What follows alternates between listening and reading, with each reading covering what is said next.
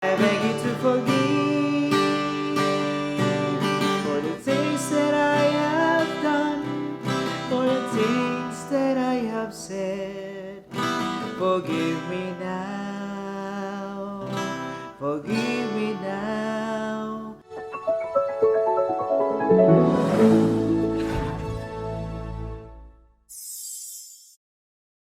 Mga kaigsunan, usa sa mga punto nato sa atong ebanghelyo karon, to forgive, pagpasayloay. Importante kaayo na, ilabi na sa atong pamilya. Perhaps sa atong pamilya karon dunay panagbangi, dunay mga dili magkasinabtanay, dunay mga ginagmayng mga problema nya dili na magtagat tibok semana, tibok buwan. Ang hinungdan gamay ra kaayo. Lisod na mga igsuon. Isip Kristiyano, kinahanglan kitang magpasayloay. Kanang gitawag nga forgive and forget. No? Usahay magud magpasulabi ang ato ang ato ang garbo, ato ang pride. Mao ra ginay hinungdan, no? Ato nang tangtangon mga kaigsuonan.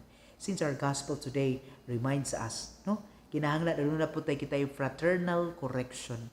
Kinahanglan kitang mo correct sa mga kaigsuonan nato nga adunay mga kasaypanan in a very nice way. Magistoryahan na kita adunay dialogue of life. Kay mao kini ang makatabang kanato, no?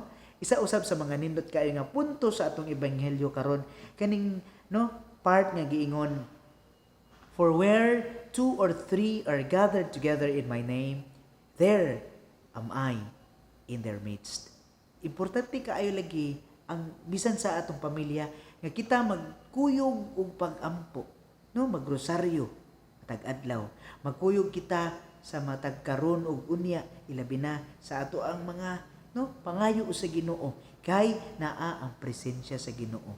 Kung kinasingkasing kitang nag-ampo ba niya, then if God will allow it, for us in our community, in our family, we can really feel His presence.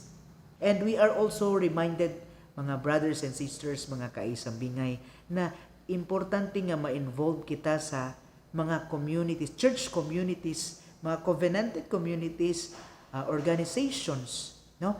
Kay kini maoy makapalig-on kanato sa panahon nga kita nagmahuyangon, no? Sa panahon nga kita nawad-ag gana, sa panahon nga kita daw walay gana sa ato ang pagka-Kristiyano. Kung involved kita sa mga communities, mao kini ang mutabang kanato nga mudasig og mo-uplift sa panahon nga kita nagmaluyahon. And so, it is very important to acknowledge the presence of the Holy Spirit na naa gayud siya kanunay kanato.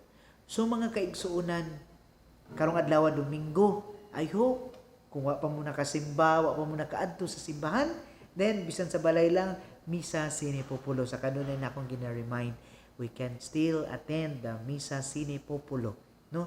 Online. Importante kaayo kana mga kaigsuonan. Ug usab mga kaisang bingay sagad natong mahibaw-an, labi na sa mga diha sa parokya, sa probinsya or even sa cities, doon na kita gitawag nga BEC, Basic Ecclesial Communities, kung wala ning COVID, taga Saturday or Sundays, doon na kita ginapahigayon, no? Mangadto kita sa mga balay-balay, maghimo kita sa maong prayer meeting, no? Pinalawman ang pulong sa atong Ginoo. Mao kana ang importante, labaw sa tanan, no? Isip mga Kristiyano. So sa tanan mga BEC members di ana nga nagtan-aw niining atong video, no? Kumusta kamo? I hope di kamo mawad-an sa paglaom. Hopefully hapit na gyud ni mahuman ang ato ang COVID, since kanang murag ni flatten na ang curve. Ug usab sa ato mga members sa fuel, ang mga members sa mga church organizations and covenanted communities dinhi sa Archdiocese of Cebu, ilabi na sa mga batan-on ng fuel, District 8. I hope nagmadasigon gihapon ta kas kanunay, despite sa ato ang pandemya karon. So padayon kita sa atong prayer meetings and gatherings via online, mao ra man gyud na atong pwede pa mahimo karon.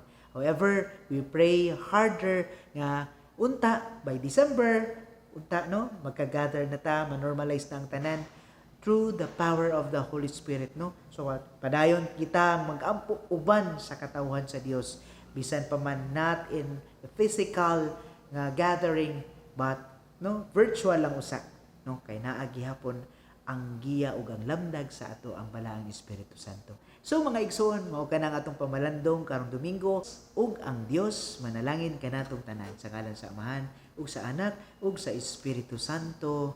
Amen. I beg you to forgive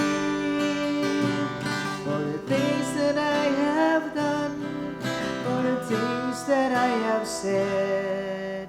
Forgive me now, forgive me now, please forgive me.